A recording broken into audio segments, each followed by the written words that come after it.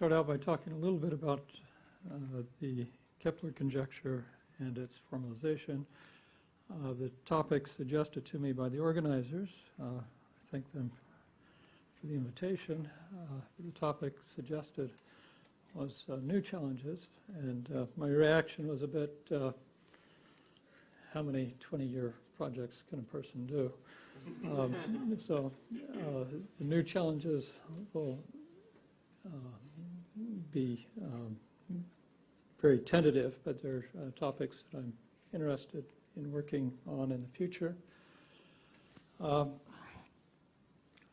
So I wanted to start, we're here at the British Library. I came here about 20 years ago to look up the mathematical writings of Thomas Harriot because the subject of sphere packings, at least in the modern era, really started with Thomas Harriot. He was Walter Raleigh's mathematical assistant. Did work on sphere packings between about 1590 and 1600. And a lot of his work is still not published, but it's here in the library, so you can look at it. And so I found this remark. I've redone the diagram, but there's in his writings this remarkable diagram of Pascal's triangle, of course, long before Pascal, showing sphere packings. And if you look, we just put one sphere down this first column, and then we just do one-dimensional sphere packings down the next column with 1, 2, 3, 4, and so forth. And then we do two-dimensional packings here, and then three-dimensional packings here, making bigger and bigger pyramids.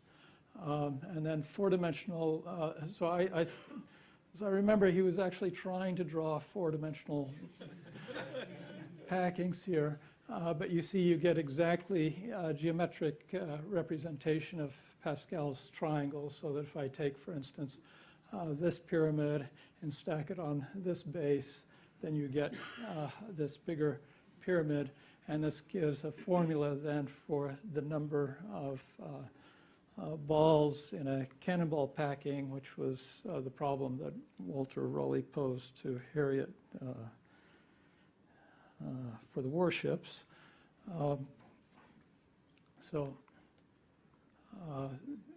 Thomas Harriot had a correspondence with Kepler between 1600 and 1610.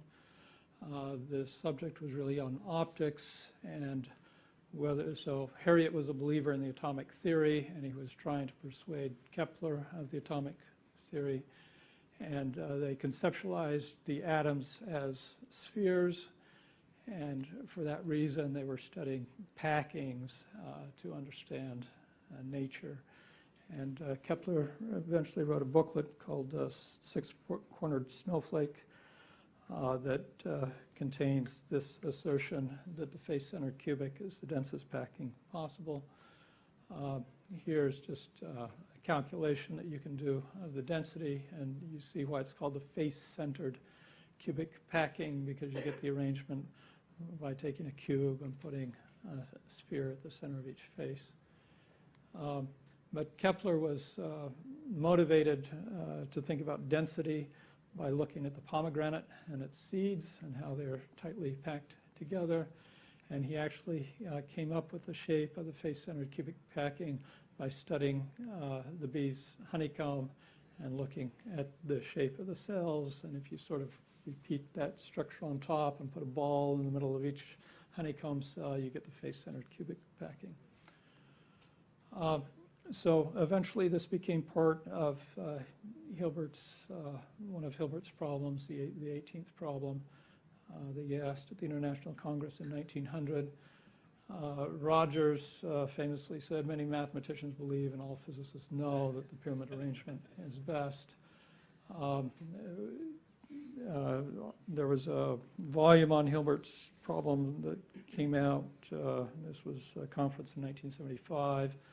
Milner gave the report on the 18th problem, and said that it was a scandalous situation, that nobody had been able to figure out that the face-centered cubic packing is best. The correct answer has been known since the time of Gauss. He said that because Gauss was the first to prove a theorem. He only considered the lattice case. So if you assume that the centers of all the spheres are arranged in a nice lattice, then Gauss proved that that's the best.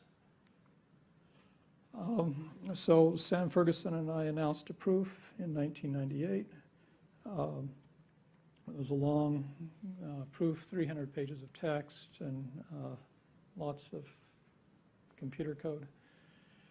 And it took 8 years for the proof to finally be published in full, because the referees had a lot of questions. So if you look at the pages of the proof, it goes on page after page after page with these nonlinear inequalities that get used and that are verified by computer. In all, there are about 1,000 inequalities like this coming up in the proof. Yes? What are the big numbers in the cycle? So we gave tags to each inequality, and then that's cross-referenced against the computer codes that we could look up the inequalities in both the tech and the computer code. In the end, the referees announced, well, this is the editor, the news from the referees is bad. From my perspective, they've not been able to certify the correctness of the proof, and they will not be able to certify it in the future because they've run out of energy to devote to the problem. This is not what I had hoped for. So at this point, I turned to formal mathematics, formal proof, to get around the referees.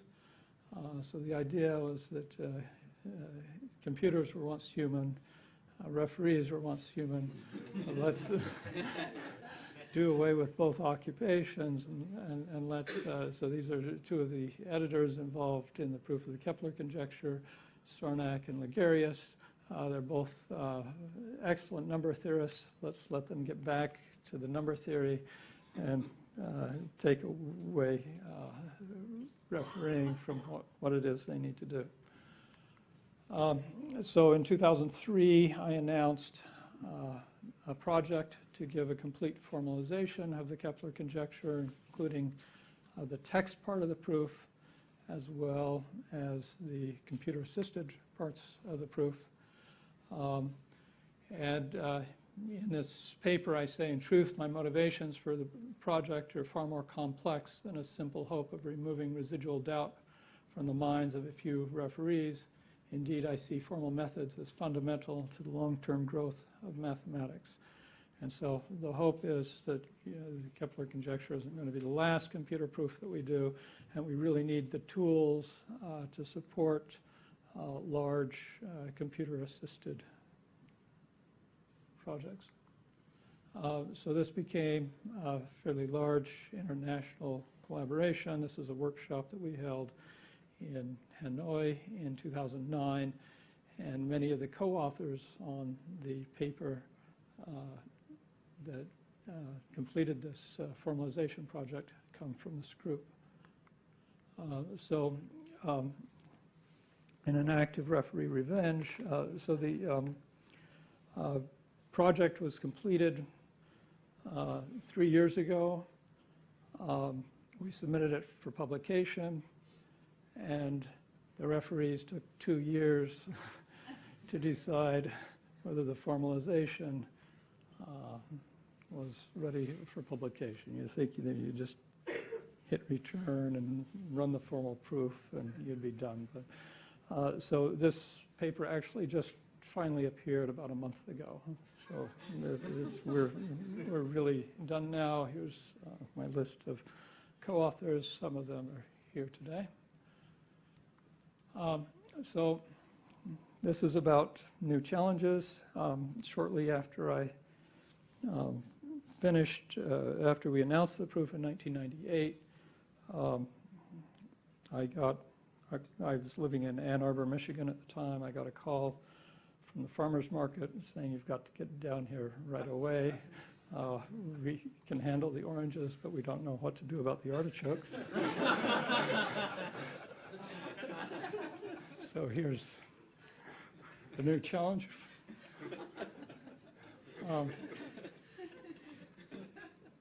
You might want something more industrial, so we can consider the cylinder packing problem, which is still open.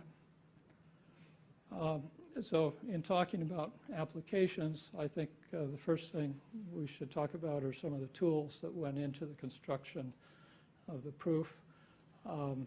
There are a lot of nonlinear inequalities that need to be proved automatically. I showed a slide showing just a few of those inequalities.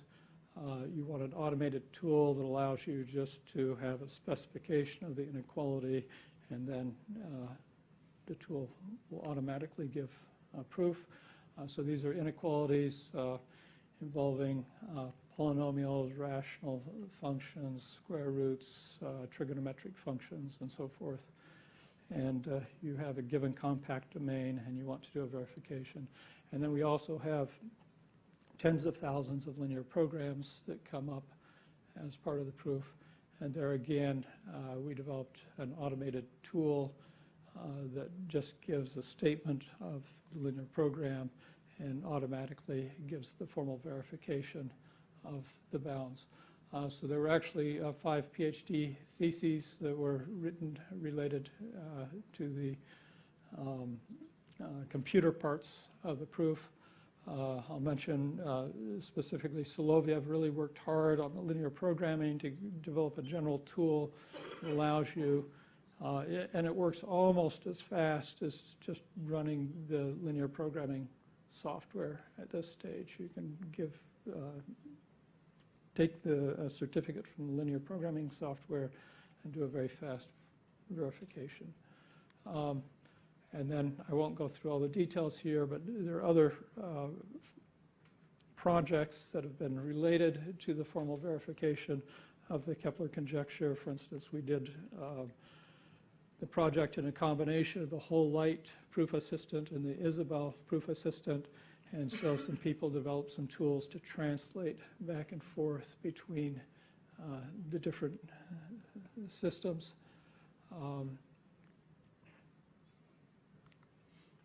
So now I want to talk about some future possible applications and challenges.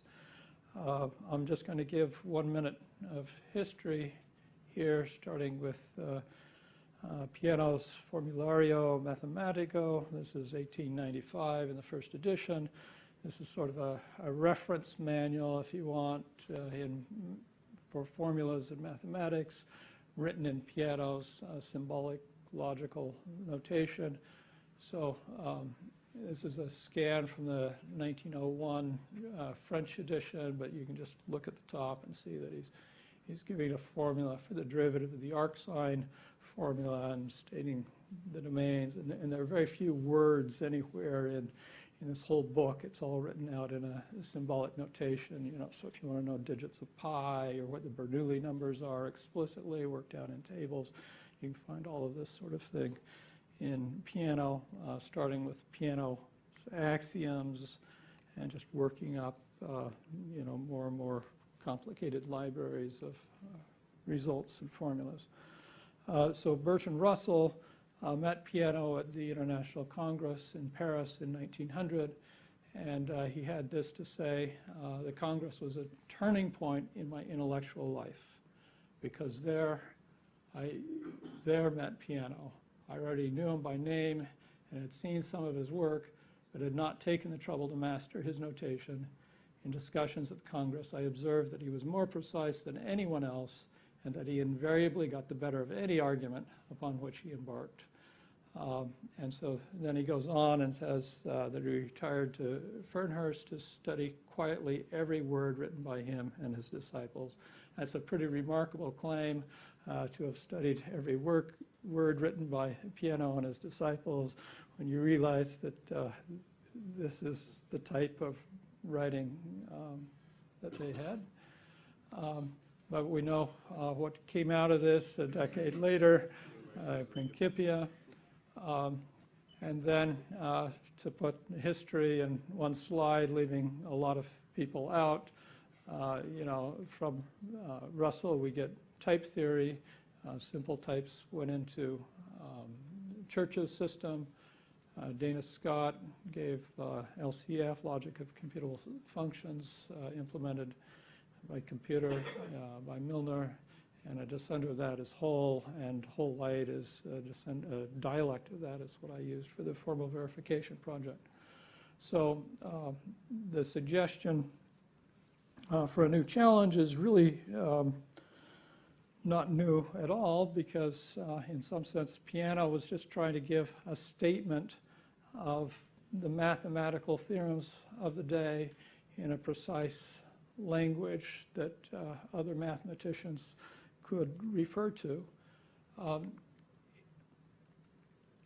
Things have improved a great deal since the time of Piano. For instance, Piano's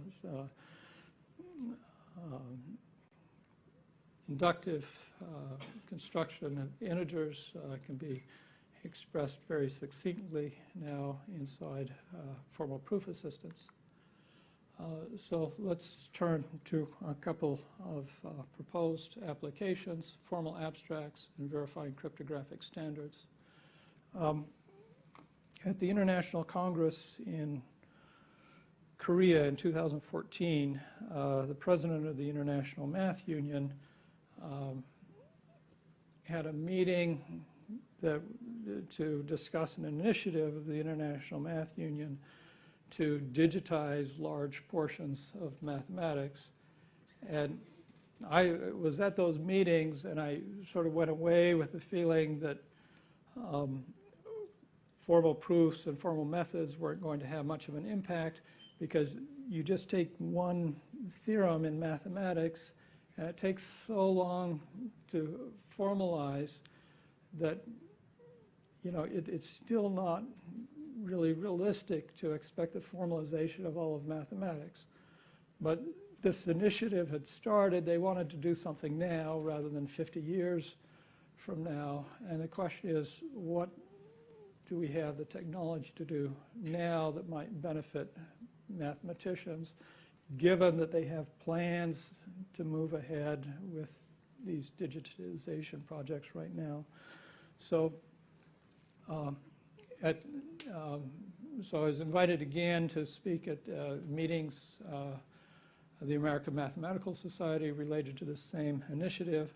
I gave a talk on formal proof, and my worry was that if the mathematical community set everything up on sloppy platforms, the entire world will be worse off, because mathematics is really there supporting all of the sciences and technology in many ways, and I hoped that we wouldn't go forward with something that was too sloppy. So my suggestion, which is a compromise, it's sort of what I think we can do now to benefit the mathematical community, is what I call formal abstracts.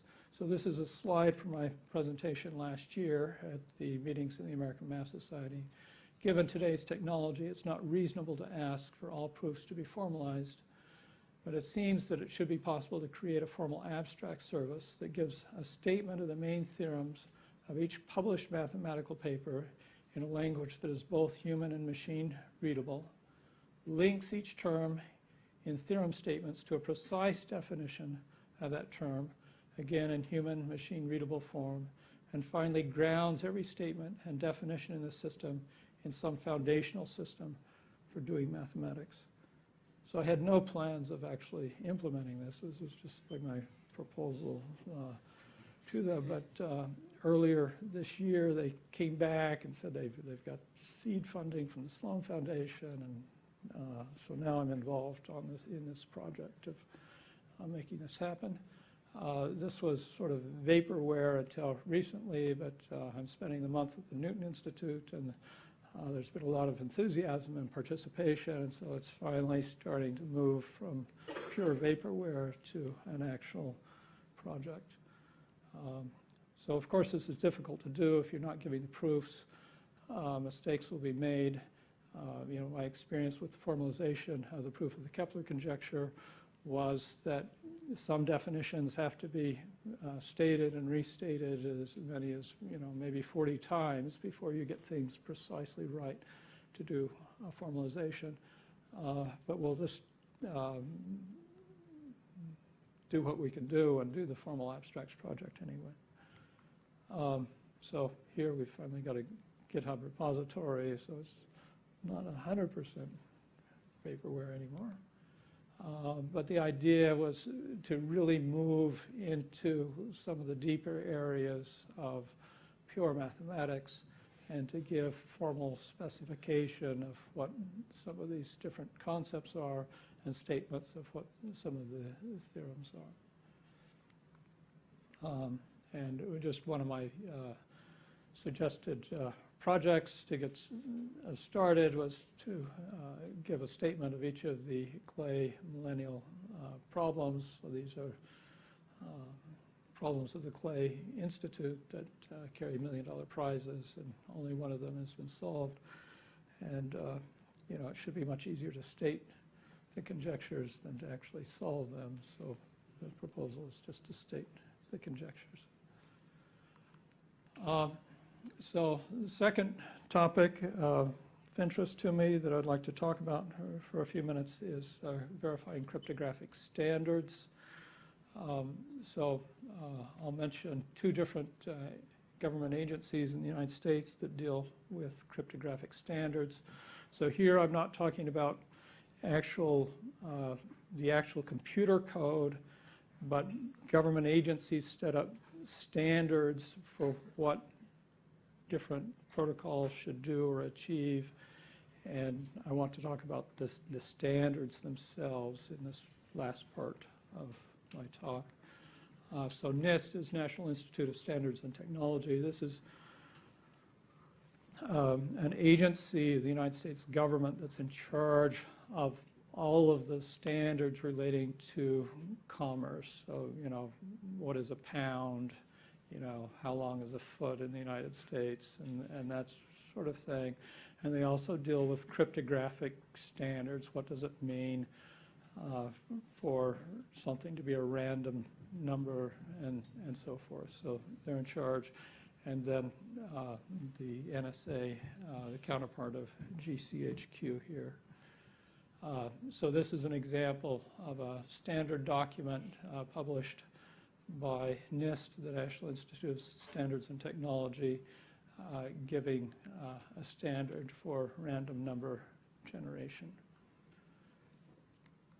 So just to give an example of how this shows up in practice, here is a bit of a crowded slide, but if you go to a web page that has a little lock by it, and you click on the lock, then a panel will come up. This is in Firefox. It depends slightly on which browser you use. And then you can get the technical details of which encryption algorithms are used for that web page. And for instance, here it says ECDHE, which stands for elliptic curve Diffie-Hellman exchange. So this is the browser is using encryption based on elliptic curves in mathematics. So elliptic curves are used for many purposes. Here, this circular figure is a picture of an elliptic curve. It actually forms a group. So there's an addition law. The blue point here plus the red point here is equal to the green point. And then these lines are just hyperbolas that tell you how to do the addition. You take the intersection of the curve with these hyperbolas, and the point of intersection gives the intersection law. That's an example of an elliptic curve. And elliptic curves are used for many algorithms, and one of them is random number generation. So computer algorithms often use deterministic algorithms, so there's some hidden seed, and as long as you don't know the seed, then everything appears to be random. But if you have a knowledge of the seed, then everything is deterministic and it just follows some simple pattern. In 2013, according to a report in the New York Times reporting on the Snowden documents, classified NSA memos appear to confirm that the fatal weakness discovered by 2 Microsoft cryptographers in 2007 was engineered by the agency. The news article goes on to say that eventually NSA became the sole editor and then pushed aggressively to make the standard for the 163 member countries of the Internal Organization for Standards. So what this was this document I showed the cover of earlier. It was an elliptic curve algorithm to generate random numbers. And the flaw that these Microsoft researchers found was that it turned out if you happen to be the designer of the algorithm, there are 2 points on this curve that come up, and if you happen to know the relationship between these 2 points, then it's possible, just observing the output of the random number generator, to reverse engineer things so that you find the seed just by looking at the output, and then you get the pattern, and then you can predict what comes next. So this was a serious flaw in the standard, and it wasn't just a flaw in some particular software implementation of the standard, but it was the standard itself that contained this, so that any software, anyone who produced software, if they wanted to get certified in the United States under this standard, they were required to implement the vulnerability to get certified.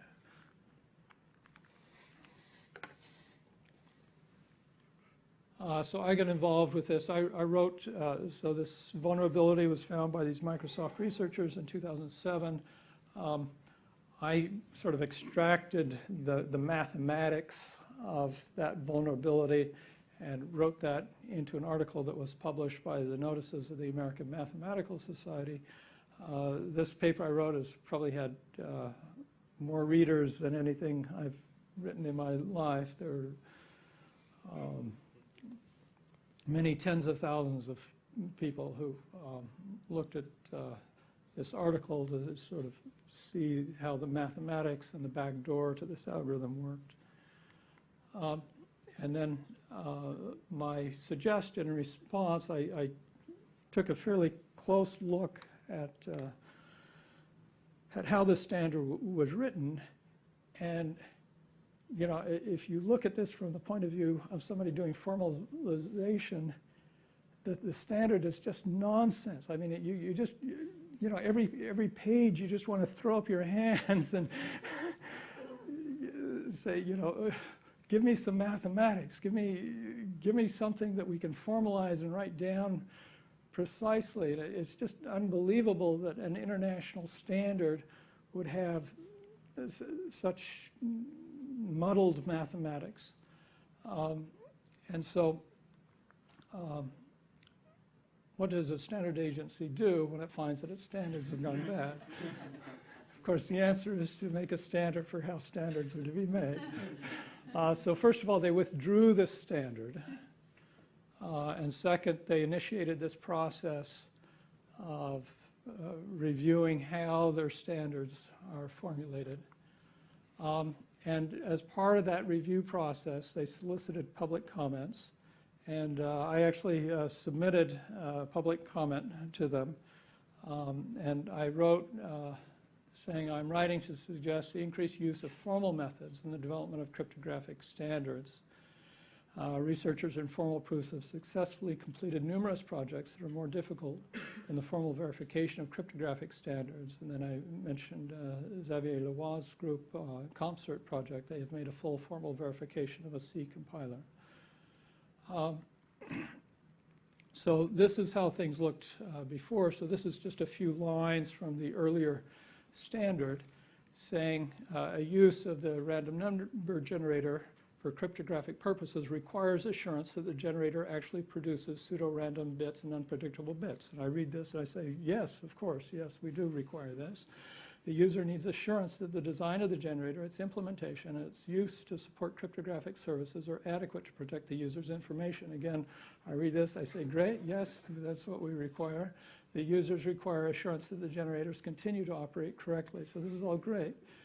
And then if you read their justification, this is it. This is all they say. The design of each random generator mechanism in this recommendation has received an evaluation of its security properties prior to its selection for inclusion in this recommendation. So there's no statement of what the claimed properties actually are, or what was done to check those. Yes, so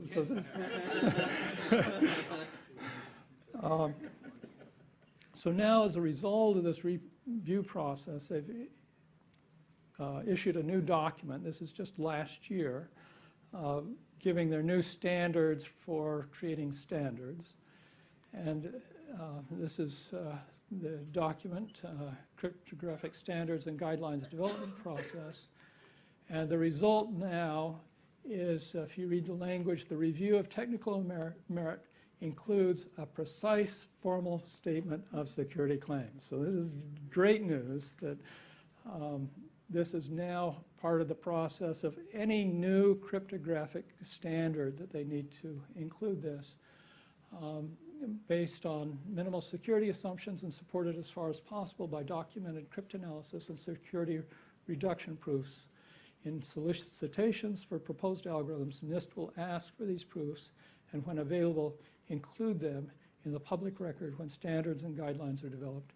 So the end result now, so going forward, this group is very relevant for the creation of new standards because it's now part of the process that will be followed in creating any new cryptographic standards. So I see this as a piece of very good news to come out of a flawed algorithm.